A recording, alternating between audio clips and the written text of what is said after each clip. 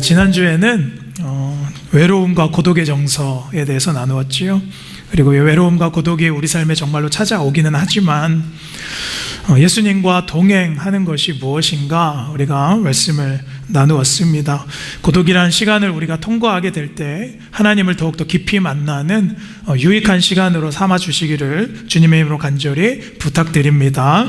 자, 오늘 복음의 정서 5번째 말씀입니다. 우리에게 있는 이 공허함, 어떤 공허함의 정서를 오늘 좀 다뤄보려고 하는데요. 말씀의 제목은 공허를 채우는 오직 복음의 능력, 오직 복음으로 우리의 공허와 허무함을 채우라 라는 말씀의 부제목으로 우리 5월 셋째 주 2부 말씀 또 증거하도록 하겠습니다. 저희 아이들이 아주 어릴 때 이제 하와이에 왔었는데요. 제가 하와이에 와보니까 조금 아쉬웠던 것이 수영장이 많이 없는 것이었습니다. 저희가 살던 이제 본토의 아파트는 수영장도 있었고 또 지역 커뮤니티에 이렇게 여름만 되면 쉽게 수영장을 오픈해 주던 곳들이 있었는데 저희가 교회에 살면서 하와이에는 저희가 갈 만한 수영장이 별로 없었습니다. 수영장이 드무니까 우리 가끔 성도님들이 본인의 수영장들, 콘도의 수영장이나 또 집에 있는 수영장 이렇게 저희에게 오픈해주면 저희 아이들이 이제 그날만 기다리면서 입고는 했었습니다. 바다에 비치를 가면 되지 않겠느냐라고 생각하실 텐데 이 아이들이요 또 바다의 짠물은 또 싫어합니다. 이미 깨끗하고 또 맑은 재미있는 이 수영장의 맛을 본 아이들은요 또 바다는 또 안 좋아하는 것이었습니다. 어쨌든 제가 수영장에 자주 데리고 가지 못해서 아이들에게 조금 미안한 마음 또 안쓰러운 마음도 있었는데요. 이러면 어떻게 아이들 다 만족시켜주면서 해줄 거 다 해주면서 키우겠습니까? 근데 여러분 제가 몇 년 전에 3년 전에 애리조나 호피 인디언 레저베이션 구역에 선교 갔었을 때요. 차를 타고 이렇게 호피 마을에 이렇게 들어가는데 그 호피 동네가 며칠 동안 이렇게 비가 온 겁니다. 비가 많이 왔다라는 거예요. 그래서 보니까 군데군데 이렇게 구덩이에 흙구덩이에 물이 고여 있었습니다. 근데 제가 이렇게 보니까요 그 마을에 호피 인디언 아이들이 3, 4, 5 나와서 깊지도 않아요. 종아리 어쩌면 뭐 허벅지 정도까지 닿는 그런 진흙탕 물이었습니다. 그 구덩이에 들어가서 물장구 치고 헤엄치고 노는 모습을 제가 보게 되었습니다. 사진 찍는 게 금지되어 있어서 제가 담아오지는 못했는데 제가 이 아이들이 왜 흙탕물 구덩이에 들어가서 이렇게 노느냐라고 선교사님께 물으니까 선교사님께서 여기 아이들은요 수영장도 없고 물이 귀하고 또 바다도 없으니까 비만 오면 저렇게 물이 고인 구덩이에 들어가서 논다라는 겁니다. 보면서 제가 참 안쓰럽기도 하고 참 그런 마음이 들었는데 갑자기 우리 아이들이 생각이 나는 겁니다. 어떤 생각이 드냐면 하와이의 이 녀석들은 배가 불렀구나라는 생각이 드는 겁니다. 여기를 데리고 와야 되겠다, 이거를 봐야 되겠다라는 생각이 들었습니다. 제가 돌아와서 우리 아이들에게 야 인디언 아이들은 그 흙탕물에서도 그렇게 놀더라 라고 했더니 이 아이들이 하는 말이에요. 아빠, That's not my story. 그건 내 이야기가 아니지 라고 말을 하더라는 것입니다. 여러분 어떤 말씀을 드리냐면 여러분 우리는 풍요 속에 항상 빈곤을 느낍니다. 여러분 우리는 뭐가 없어서 빈곤을 느끼는 것이 아니라 풍요 안에서 빈곤을 항상 느낀다는 것입니다. 여러분 생각해보면 우리 마음이 공허하고 또 허하고 또 때로는 채워지지 않는 결핍을 느낄 때가 있습니다. 그런데 여러분 그 마음은 어디로부터 오냐면 사실은 상대적인 비교 그리고 우위함의 비교에서부터 온다는 것입니다. 여러분 우리는 나보다 더 못한 상황과는 비교하지 않습니다. 우리는 안 좋은 것은 절대로 쳐다보면서 비교하지 않습니다. 우리는 항상 나보다 더 나은 사람, 나보다 더 나은 환경, 또 나보다 더 잘된 사람을 보면서 비교한다는 것입니다. 이 에밀 듀르켐이라는 사회학자는 이렇게 말합니다. 아노미라고 말은 한데요. 이것은 무슨 뜻이냐면 사회가 발전하고 우리가 더욱더 윤택하고 잘 살수록 인간은 더 뭐를 느껴요? 공허함을 느낀다라는 거예요. 여러분, 공허함을 느끼시는 심령 오늘 이 자리에 있으십니까? 근데 여러분, 이거를 아셔야 됩니다. 제가 말씀을 준비하다가 예전에 국제 빈곤 연구 자료 제가 본 적이 있어서 한번 살펴보니까요, 세계에 많은 인구들이 살죠. 근데 여러분, 세계에 사는 사람들은 5가지 환경에 있다는 것입니다. 여러분, 한번 보세요. 첫 번째는 우리가 만약 지금 깨끗하고 안전한 물을 먹는가? 깨끗하고 안전한 물을 먹는가? 두 번째는 뭐예요? 2끼 이상 밥을 먹고 있는가? 세 번째는 우리가 안전한 집에서 편안하게 잠을 자고 있는가? 네 번째는 전기가 끊기지 않고 잘 들어오는 곳에서 살고 있는가? 다섯 번째는 뭐를 타고 이동해요? 개인의 차를 타고 이동하고 있는가? 이 5가지를 보면 국제빈곤연구센터에서 말하는 것은 우리는 전 세계의 인구의 몇 %예요? 20% 안에 드는 부자라는 것입니다. 자, 여러분, 옆 사람에게 고백합시다. 부자이십니다. 부자이십니다. 부자이십니다. 여러분, 우리 다 부자예요. 여러분, 5가지 중에 여러분 혹시 하루에 한 끼밖에 못 드시는 분 있으십니까? 저한테 오세요. 제가 밥 사드릴게요. 여러분, 안전한 집에서 잠 못 주무시는 분 있으십니까? 내 집이 아니어도 우리는 안전한 집에서 다 잠을 자고 있습니다. 전기 안 들어오는 집에 살고 계시는 분 있으십니까?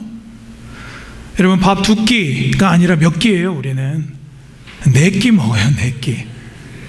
계속 먹는 게 문제죠. 쉬지 않고 먹습니다. 그만 먹어야 되는데 계속 먹어요. 근데 여러분, 우리가 왜 공허합니까? 왜 결핍을 느낄까요? 먹어도 왜 먹방 보고 또 먹고, 옷장에 옷이 너무 많이 쌓여 있어서 그 옷이 어디 있는지도 모르는데, 그래서 주일 아침에 왜 입을 옷이 없습니까? 왜 그렇습니까? 사실 여러분, 이 공허함은 영의 문제라는 거예요. 영의 문제예요. 블레이즈 파스칼이라는 유명한 학자는 이렇게 말합니다. 우리가 잘 알고 있는 말이에요. God shaped the vacuum이라는 말을 했어요. 무슨 말이냐면, 인간에게는 커다란 베큐움, 이 공간, 구멍이 있는데 그 공간은 누구만이 채울 수 있대요? 하나님만이 채울 수 있다라는 겁니다. 사실 여러분, 오늘 이 말씀을 통해서 우리가 가지고 있는 이 영적 허무함과 공허함에 여러분의 공간이 있다면 채워지게 되시기를 간절히 축원합니다. 네, 오늘 본문은 예수님께서 이 사마리아 여인과 대화하시는 장면입니다. 교회 좀 다니신 분들은 이야기를 다 알고 있죠. 설교도 많이 들었죠. 제가 다시 한번 그럼에도 불구하고 우리에게 익숙한 이 본문을 오늘 제가 택한 이유는 우리가 다시 그 메마른 공허의 우물에서 예수님을 만나야 하기 때문입니다. 여러분, 우리는 여전히 사마리아 여인처럼 결핍을 가지고 있고 채워지지 않는 공허함을 갖고 있기 때문이에요. 자, 오늘 본문 3절로 돌아가 보시면 예수님께서 이제 유대를 떠나셔서 다시 갈릴리로 올라가십니다. 그런데 4절에 뭐라고 나옵니까? 우리 4절 함께 같이 읽어보겠습니다. 시작. 여러분, 이 말씀 중에요, 사마리아를 통과하여야 하겠는지라, 이 하겠는지라가 중요합니다. 이 말은 예수님께서 의도를 가지고 있었다라는 거예요. 예수님께서 사마리아를 내가 통과해야 되겠다라는 의지예요. 여러분, 사진 보여주시면 예수님께서 이제 유대에서 갈릴리로는 그냥 올라가시면 됩니다. 여러분, 왼편에 보이시는 화살표가 이제 사마리아 지역이지요. 그런데 여러분, 그냥 쭉 올라가시면 갈릴리 땅이에요. 근데 여러분, 예수님께서 왼쪽으로 틀어서 사마리아를 거쳐서 올라가시려고 했다는 거예요. 여러분, 사마리아는 유대인들이 밟지 않는 땅입니다. 유대인들이 사마리아를 들어갔다 나오면 발의 먼지를 털어야 하는 땅입니다. 부정한 땅이에요. 그러니까 오히려 예수님은 그 땅을 피해 가야 되는 게 맞지요. 그런데 예수님께서는 일부러 그 땅에 들어가시고자 하였다는 거예요. 그러니까 다분한 의도를 갖고 계셨지요. 우리가 다 알죠. 예수님은 이미 그곳에서 한 여인 만날 것을 염두하셨기 때문입니다. 사랑하는 여러분, 이것이 은혜의 속성인 줄로 믿습니다. 사랑하는 여러분, 주님께서 계획해 놓으시고 우리를 염두하시고 찾아오시는 것이 하나님의 은혜인 줄로 믿습니다. 우리가 주님을 만난 것은 내가 내 발로 교회에 왔기 때문이 아닙니다. 우리가 복음을 알고 하나님을 만난 것은 내가 믿는 부모 밑에서 태어났기 때문도 아니라는 거예요. 예수님께서 우리를 위하여 찾아오신 것이 복음의 은혜요 구원의 은혜인 줄로 믿습니다. 누가복음 19장 10절 말씀 함께 읽겠습니다. 시작. 인자가 온 것은 잃어버린 자를 찾아 구원하려 함이. 이것이 예수님의 복음서의 모습이지요. 우리를 구원하기 위해서 찾아오시는 것. 그때 5절에 보면요, 이 수가라 하는 동네에 이르시고 야곱이 그 아들 요셉에게 준 땅, 세겜 땅이죠. 세겜이라 불리던 곳, 그 땅에 들어가십니다. 그리고 6절 함께 읽어볼까요? 시작. 거기 또 야곱의 우물이 있더라. 예수께서 길 가시다가 피곤하여 우물 곁에 그대로 앉으시니 때가 6시쯤 되었더라. 자, 오늘 성경은 예수님께서 이제 우물가에 가셨던 모습을 세 가지로 묘사하고 있습니다. 첫 번째는요, 우물가에 가셔서 어떻게 했어요? 걸터 앉으셨어요. 그 자리에 앉으셨어요. 두 번째는 이제 예수님께서 오랜 걸음으로 피곤하셨어요. 그리고 갈증을 느끼셨습니다. 그럼 세 번째는 뭐예요? 이게 중요하죠. 그곳에서 누군가를 기다리셨다라는 거예요. 여러분, 요한은요, 여기서 성경에서 6시라는 시간을 일부러 보여주고 있지요. 6시 하면 우리가 저녁 6시라고 생각할 텐데 그러진 않고요. 유대인들의 시간이죠. 정오 12시, 오후 12시입니다. 햇살이 아주 뜨겁고 또 아주 밖에 나오기만 해도 갈증이 나는 그러한 시간대였습니다. 그때 7절 말씀 우리 함께 읽어보겠습니다. 시작. 사마리아 여자 한 사람이 물을 기르러 왔음에 예수께서 물을 좀 달라 하시니, 예수님께서 드디어 기다리셨던 그 목적의 여인 한 사람이 나타나죠. 그리고 만나게 됩니다. 그리고 예수님이 먼저 말을 거시죠. 내게 물을 좀 달라. 여러분, 유대인과 사마리아 여인은 말을 섞지 않는 것은 우리가 이미 지금 알고 있습니다. 상종을 안 해요. 오늘 말씀에도 그렇게 나와 있지요. 그래서 이것을 이상하게 여긴 이 여인이에요. 예수님께 이렇게 대답을 합니다. 9절에 어찌하여 내게 물을 달라고 합니까? 당신은 유대인처럼 보이는데 어찌하여 유대인이 사마리아인과 상종하지 않는데 내게 물을 달라고 합니까? 라고 반문하는 거예요.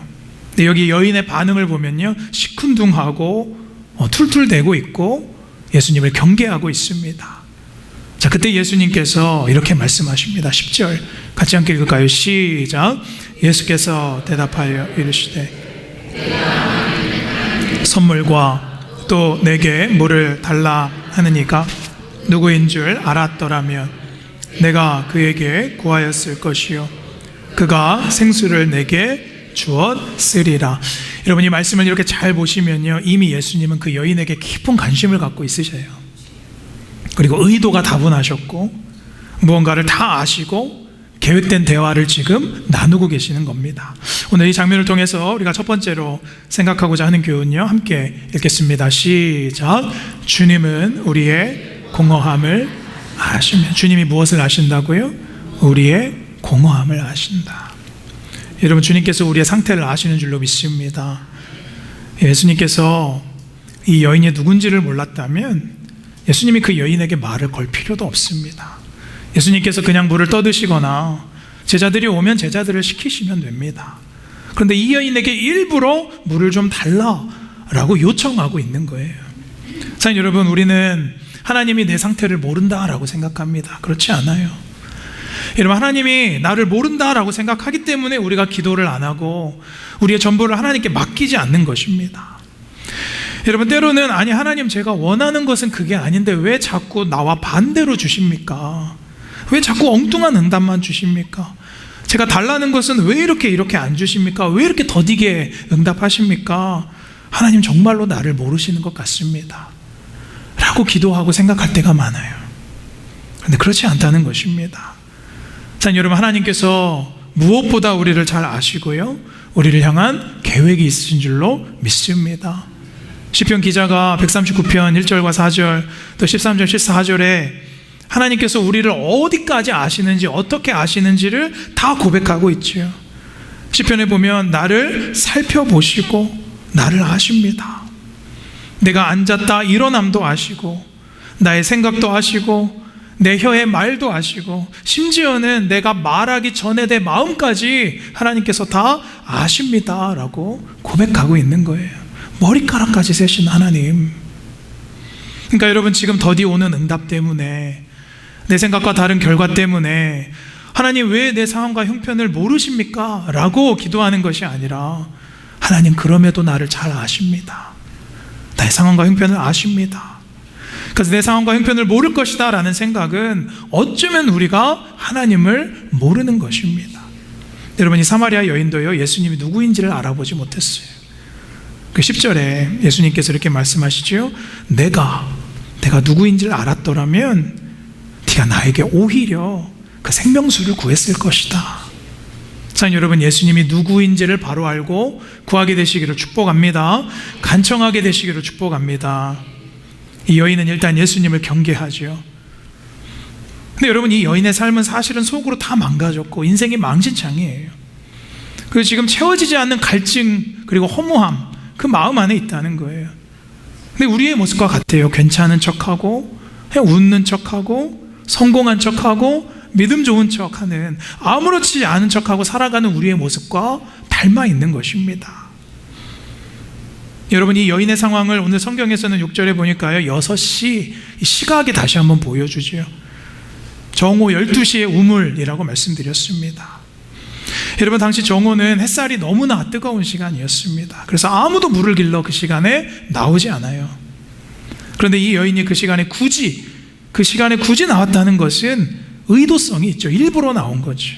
그 시간에 나올 수밖에 없는 처지, 환경이 여인에게 있던 것입니다. 사람들을 피하고 싶거나 사회적으로 외롭고 고립된 상태였다는 겁니다. 근데 예수님께서 뭐라고 말씀하세요? 내가 누구인지를 알았다면 오히려 네가 나에게 그 생수를 구하였을 것이다 라고 하신 그 말씀이 이제 이 여인에게 마음에 걸리는 겁니다. 그래서 무시할 수도 있는데 이 여인이 이제 예수님께 되묻습니다. 우리 11절 같이 함께 읽어볼까요? 11절 시작. 여자가 이르되 주여, 물기를 그릇도 없고 이 우물은 깊은데 어디서 당신이 그 생수를 얻게 싸움나이까? 자, 오늘 이 말씀 가지고 두 번째 메시지 우리 함께 읽읍시다. 두 번째 메시지 띄워주시면 같이 함께 읽어보겠습니다. 함께 읽습니다. 시작. 우리는 채워지지 않는 물을 길어 올리고 있습니다. 채워지지 않는 물을 지금 우리가 길어 올릴 수 있다라는 거예요. 자, 11절 다시 돌아가 보시면 이 여인의 물음을 잘 보십시오. 네, 여러분, 그 우물가에 정말 그릇도 없었을까요? 아니요. 물을 뜨는 항아리가 있었어요. 또 가죽의 그릇도 있었습니다. 그러니까 11절에 이 여인의 물음은 지금 당신이 말하는 그런 생수가 뭔지 내가 이해를 못하겠습니다 라는 말이에요. 그러니까 이 여인에 대한 여인이 가지고 있는 예수님에 대한 시선은, 근데 오늘 잘 보시면요, 흥미롭게 주여라고 바뀌었어요. 주여. 그러니까 예수님은 보통 사람이 아니구나. 그 예수님에 대한 신성과 이 선지자적인 능력에 압도되면서 이 여인이 예수님께 조금씩 의존하기 시작하죠. 그래서 주여라고 이름을 바꿉니다. 자, 여러분, 예수님께서 이미 이 여인이 왜 이 뜨거운 정오에 나왔는지, 그 채워지지 않는 그 인생의 샘물을 지금 길어 오르고 있는지 다 알고 계셨다는 거예요. 그리고 아마 이 여인은 가죽통에 물을 우물에서 길어 올리면서 말했을 겁니다. 12절에 우리 조상 야곱이 이 우물을 우리에게 주셨고 또 여기서 자기와 자기 아들들과 짐승이 다 마셨는데 당신이 우리 조상 야곱보다 더 큽니까? 라고 반문하는 거예요. 여러분, 여기 여인이 야곱의 우물이다 라고 말을 하죠. 이 야곱의 우물이라는 자부심이 있었어요. 자기들이 조상으로부터 내려오던 그 우물을 갖고 있다는 사마리아인의 자부심이 있었어요. 그런데 예수님의 마음은 조금 다르죠. 예수님의 보시는 이 야곱의 우물은 이 야곱의 인생과 똑같은 겁니다. 여러분, 성경 아시는 분은 야곱이 누굽니까? 평생을 공허함과 결핍으로 살았던 사람입니다. 야곱도 갈증이 많았던 인물이에요. 사람들에게 인정받고 싶어 했고요, 또 그렇기 때문에 형의 장자권을 빼앗았고, 또 아버지에게 인정받고 싶어 했고, 그 축복권을 빼앗고, 또 재산을 받고 싶었던, 평생 갈증에 시달렸던 그 허무함을 채워보려 했던 인물이 바로 야곱이었습니다. 그러니까 목마른 인생의 표상이 야곱이었어요. 그러니까 예수님께서는 이 야곱의 우물이라는 상징은 이 여인의 모습과 같은 것입니다. 그래서 이 야곱의 영적 목마름을 이 여인으로부터 보셨다는 거예요. 우리가 잘 알고 있죠. 남편을 5이나 이 여인은 바꿨고요. 남자를 좋아해서가 아니라 계속 버림받았기 때문입니다. 그래서 남자의 도움 없이는 살 수 없었던 사회적인 환경 때문에, 또 사람들의 수군거림, 또 그로부터 스스로를 지키려는 그 보호함에서 낮에 사람들을 피해서 나올 수밖에 없었던 세상을 향한 불만, 채워지지 않는 샘물, 혼자 길러보러 나온 겁니다. 우리 이민자의 모습과 비슷하지요. 사랑하는 여러분, 지금 현재 여러분의 우물에서 무엇을 길러 오르려고 하십니까? 그것이 있다면 혹시 공허함과 결핍이 채워지겠습니까? 사랑하는 여러분, 21세기에 이렇게 가장 성공한 인물, 기업가를 한다면 우리가 잘 알고 있는 스티브 잡스라는 사람이 있습니다. 우리가 지금 쓰고 있는 이 스마트폰을 이제 개발한 사람이에요. 예전에 애플의 경영자였죠. 여러분, 이 사람만큼 지금 세상을 바꾼 사람도 드뭅니다. 10수년 전에 세상을 떠났지만 이 사람만큼 시간을 쪼개서 열정적으로 일하고 또 세상에 영향을 준 사람도 드뭅니다. 그래서 모든 기업가들, 모든 사업가들이 이 사람을 모델로 또 상징으로 삼던 사람이었습니다. 근데 여러분, 이 잡스가요, 비교적 이른 나이에 이제 암에 걸려서 이제 병상에서 마지막을 보내게 됩니다. 그러다가 이제 죽을 때가 다 돼서 죽음을 기다리다가 마지막으로 이제 인터뷰한 내용이 죽고 나서 이제 공개되었습니다. 그런데 제가 이렇게 읽어보니까요, 너무나 안타까워요. 근데 제가 이걸 읽는데, 야, 이것이 전도서의 말씀과 비슷하다. 물론 이분은 예수를 믿진 않았습니다. 근데 전도서의 말씀과 비슷하다라고 생각이 들었어요. 제가 이렇게 가져와 봤는데 이 사람이 죽기 전에 병원에서 이런 말을 합니다. 나는 사업에서 성공해서 성공의 정점에 도달했다. 다른 사람 눈에는 내 삶이 성공의 전형처럼 보인다. 하지만 이 일을 제외하면 나에게는 기쁨이 없었다. 결국 내가 이뤄놓은 부는 내가 익숙한 삶의 사실들 뿐이다. 나는 지금 병상에 누워있고 깜빡이는 의료기를 바라보고 있다. 나의 돈, 나의 인생의 성공이 죽음을 막아주지는 못한다. 그러면서 이 사람이 이렇게 말합니다. 어떤 인생이든지 간에 We'll face the day when the curtain comes down 이라고 말했어요. 이 단어가 정말로 마음에 와닿습니다. 어떤 인생이든지 간에 마지막 무대의 커튼, 막이 내리는 나를 맞이하게 될 것이다. 누구도 예외 없이. 사랑하는 여러분, 지금 여러분께서 하고 있는 일, 노력 중요하지 않다라는 말이 아닙니다. 그러나 내가 지금 파고 있는 우물, 내가 물을 길어 올리는 그 우물이 무엇입니까? 내가 그 돈을 길어 올리고 성공을 길어 올리고 내가 이름이 높아지는 것, 명예를 길어 올릴 때, 사랑하는 여러분, 이거는 아셔야 됩니다. 그것 자체가 우리를 만족시켜 주지는 않는다는 거예요. 그것 자체가 우리를 공허해서 해결해 주지는 않는다는 것입니다. 그것 자체가 우리를 해결하는 생명수가 아니라는 것입니다.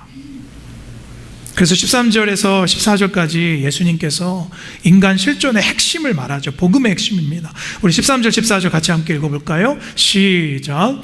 예수께서 대답하여 이르시되 이 물을 마시는 자마다 다시 목마르려니와. 14절. 내가 주는 물을 마시는 자는 영원히 목마르지 아니하리니 내가 주는 물은 그 속에서 영생하도록 솟아나는 샘물이 되리라. 믿으십니까? 여러분, 이 구절은 우리 인간의 삶의 근원을 바꾸는 구절이에요. 복음의 핵심입니다. 세 번째 핵심 함께 읽겠습니다. 시작. 주님이 주시는 샘물로만 공허함은 채워집니다. 오늘 13절과 14절에 강조되는 것은요, 주님이 주시는 물이에요. 이 물, 다른 사람이 주거나 이 우물의 물은 다시 목마를 물이지만 내가 주는 물, the water that I give you, 내가 너에게 주는 물은 어떤 물이에요? 영생하도록 솟아나는 생명수다 라고 말씀하고 있는 거예요. 그 물의 성격을 이렇게 보시면 그 속에서 나오는 물이라고 말씀하세요. 그러니까 이 말은 밖에서 끌어오는 물이 아니라 어디에서요? 우리 안에서 너희 안에서 나오는 물이다 라고 말씀하시고 있는 거예요. 그 영생하도록 솟아나는 물. 여러분, 잠시 나왔다가 그치는 물이 아니라 영원히 멈추지 않고 솟아나는 물. 이 히브리어 동사, 또 이 헬라의 이 동사를 보면요, 우물을 팠을 때 뿜어져 나오는 물이에요. 솟구쳐 올라오는 물. 그 물이 어디에서부터? 우리 안에서부터. 그러니까 누가 주는 제한적인 공급이 아니라 그 안에서 솟아나는 생명, 그 근원의 변화를 주님께서 말씀하고 있는 것입니다. 이 복음을 믿으시기를 축복합니다. 여러분, 제가 인도에서 청년회 때 선교할 때 한 시골 마을에 이렇게 들어가서 복음을 전할 기회가 있었어요. 아이들 놀아주고 또 아이들과 이렇게 미니스트리를 하는데, 한 아이가 그 일회용 물병, 페트병, 일회용 물병에 물을 담아서 와서 이렇게 마시는 거예요. 근데 그 월 안에 물 색깔이요, 노래예요, 노래. 제가 이렇게 보니까 뭐 티를 타왔나 이 안에. 가까이 가서 이렇게 보니까요, 물이 구정물이에요, 구정물. 그래서 그 물을 놀다가 이렇게 벌컥벌컥 마시는 거예요. 그래서 제가 너 왜 그런 물을 마셔? 라고 제가 못 먹게 하니까 이 아이의 눈이 동그래져요. 이 형님이 왜 이러시지? 나는 맨날 이 물을 먹고 있었는데, 나는 그냥 맨날 이렇게 물을 마셔왔는데 아무렇지도 않게 또 마시는 거예요. 그래서 제가 갖고 있던 그 워러버를, 깨끗한 물을 아이에게 주었어요. 그런데 여러분, 제가 그 깨끗한 물 그 아이에게 한 번 준다고 해서 그 아이가 자기가 늘 마시던 그 구정물을 안 먹을까요? 아니에요. 또 먹겠죠. 그 마을에 깨끗한 상수도가 들어오거나 아니면 제가 매일 깨끗한 물을 이 아이에게 주어야 이 아이가 깨끗한 물을 마시게 되겠죠. 사실 여러분, 무슨 말씀 드리냐면, 우리에게 있는 공허와 결핍과 허무는 공급의 문제가 아닙니다. 여러분, 우리가 뭐가 없어서 공허한 게 아니에요. 여러분, 사단은 너의 공허는 뭐가 지금 없어서다 라고 말해요. 주변에 사람이 없어서, 너의 배우자가 형편이 없어서, 이 교회가 시원치 않아서, 그 사람이 네 수준에 안 맞아서 네가 지금 결핍되고 공허한 것이다 라고 사단은 우리에게 속삭여요. 그러나 그것이 아니라는 거예요. 여러분, 문제는 내 안에 예수의 생명수가 뿜어져 나오느냐라는 거예요. 우리가 예수 그리스도로부터 공급받는 생명수가 터져 나오지 않는 한 우리는 계속해서 공허하고 계속해서 허무하고 계속해서 부족할 수밖에 없는 것이 근원적인 우리의 심령이다라는 거예요. 사랑하는 여러분, 근원적인 변화가 필요한 줄로 믿습니다. 그래서 C.S. 루이스가 이렇게 말하잖아요. 인생에 이 세상에 어떤 것으로도 채워지지 않는 갈망이 있다면 우리는 어쩌면 또 다른 세상을 위해서 창조되었을 뜻이다 라는 거예요. 사랑하는 여러분, 우리는 세상에서 우리가 갈증을 채울 수 없습니다. 우리는 하나님 나라에서 영원한 생명수를 받도록 창조되었는 것이 우리의 모습인 줄로 믿습니다. 여러분, 내가 채워보려는 것으로 여러분의 영적 당뇨를 해결하지 못해요. 또 배고플 수밖에 없고 또 갈증 날 수밖에 없어요. 이미 하나님 나라를 살 때 우리는 꽉 채워진 그 하나님 나라를 경험하게 되는 줄로 믿습니다. 내가 주는 물을 마셔야 된다. 그럼 영원히 목마르지 않는 너의 안에서 솟구쳐 오르는 샘물이 되리라. 이 의미를 기억하게 되시기를 축복합니다. 15절에 보니까 이 여인이 이제 이렇게 말합니다. 주여, 그런 물이 있다면 내게 좀 주시옵소서. 내가 목마르지도 않고 또 여기 있는 물을 기르러 오지도 않게 도와주옵소서. 드디어 주님 앞에 마음을 열고 순복하고 그 물을 마시고 싶다라고 간청해요. 사랑하는 여러분, 오늘 예수님께서 이 여인을 만나서 이렇게 말씀하시는 성경의 정체적인 맥락을 이렇게 보시면요, 계속해서 여인에게 명령하십니다. 그리고 순종을 요구하세요. 여러분, 이것이 키입니다. 7절에 보니까요, 예수님께서 처음 보자마자 물을 내게 좀 달라라고 명령하셔요. 그 16절에 오늘 우리가 읽지 않았지만 너에게 남편이 있다. 남편을 불러오라. 그리고 24절에 보니까요, 이 예배에 대해서 이 여인이 물어봤을 때 신령과 진정으로 예배해라. 사랑하는 여러분, 채워지지 않는 것은 순종의 답이 있는 줄로 믿습니다. 여러분, 이것이 참으로 놀라운 비밀이에요. 여러분, 순종하면 여러분이 채워지게 되는 줄로 믿습니다. 오늘 본문 이전에 요한복음 2장에서도요, 가나의 혼인잔치에 포도주가 떨어졌을 때 뭐라고 명령하세요? 항아리에 물을 가득 채워라. 아귀까지 채워라. 여러분, 포도주를 사오라고 돈을 주셔도 부족할 판에 물을 채워라 라는 거예요. 그러나 순종할 때 어떻게 돼요? 항아리가 가득 채워졌는 줄로 믿습니다. 포도주가 채워졌어요. 사랑하는 여러분, 하나님께서 우리를 채우시는 방법은 순종에 있어요. 열왕기하에도 나아만 장군에게 뭐라고 말해요? 요단강에 몸을 7번 씻어라. 그럼 네가 그 나병이 나을 것이다. 근데 여러분, 나아만이 뭐라 그래요? 내 생각에는 예수님께서 이리로 오셔서 하나님의 이름을 부리고 나에게 손을 대어서 내 나병을 고칠까 하였노라. 내 생각에는. 그러나 주님의 메시지는 아니다. 내 명령에 순종해라. 너의 권력, 너의 명예, 너의 채통, 네 신앙의 연수, 너의 직분, 네가 그동안 한 것 다 내려놓지 않으면 너는 채워지지 않을 것이다. 사랑하는 여러분, 이 마음을 가지고 주님께 간구하게 되시기를 축복합니다. 말씀의 결론입니다. 이 사마리아 여인과의 만남의 결론을 보시면 예수님께서는 이미 이 여인과의 만남을 통해서 결국 무엇을 말씀하시냐면 우리의 영이 채워지는 것은 어디에 있다고요? 예배에 있다라고 말씀하세요. 요한복음 4장 23절 24절 우리 함께 오늘 결론입니다. 함께 읽습니다. 시작. 아버지께 참되게 오나니 곧 이때라. 아버지께서는 자기에게 이렇게 예배하는 자들을 찾으시는 24절 시작. 하나님은 영이시니 예배하는 자가 영과 진리로 예배할지니라. 사마리아인들과 유대인들이 있었던 오래된 논쟁, 예배의 장소가 어디입니까? 어디에서 예배를 드려야 진정한 예배입니까? 그리심입니까? 예루살렘입니까? 그 말씀에 대해서 예수님께서 끝을 내시면서 장소가 문제가 아니다. 우리 삶의 공허와 결핍과 삶의 불만족은 결국 신령과 진정으로 드리는 예배 안에 있다라고 말씀하고 있는 거예요. 사랑하는 여러분, 우리의 삶의 불만족과 결핍과 공허함의 문제는 결국 예배에 있습니다. 예배하는 곳이 그 마르지 않는 샘물 솟아나고 터지는 생명수가 있다는 것이에요. 사랑하는 여러분, 장소를 바꿔도, 죄송하지만 교회를 바꿔도, 사람을 5번이나 바꿔도 내 안에 참된 예배가 없으면 사랑하는 여러분, 우리의 마음은 empty, 공허할 수밖에 없어요. 사랑하는 여러분, 한 주 동안 여러분의 삶에서 어떤 우물에서 어떤 물을 기르다가 이 자리까지 나오셨습니까? 주님께서 우리의 마음의 상태를 다 아십니다. 내가 정말 주님을 안 만나면 갈증만이 가득한 그 뜨거운 정오의 우물가가 될 수밖에 없는 것입니다. 사랑하는 여러분, 영생의 물이 여러분 안에서 터져 나오게 되시기를 축복합니다. 이 자리에 갈증을 가지고 나오신 성도님들 많은 걸로 제가 압니다. 주님, 그런 물이 있다면 나에게 좀 주시옵소서. 내게 그 무엇으로 채워지지 않았던 영적 갈증을 채울 수 있는 물이 있으면 지금 나로 하여금 마시게 하여 달라는 이 여인의 간구가 오늘 저와 여러분의 간구가 되어서 오늘 이 뜨거운 정오에 예수님을 만나고 한 주 동안 은혜로 충만하고 공허함을 예수 그리스도로 채우시는 저 여러분들 되시기를 주님의 이름으로 간절히 축원합니다.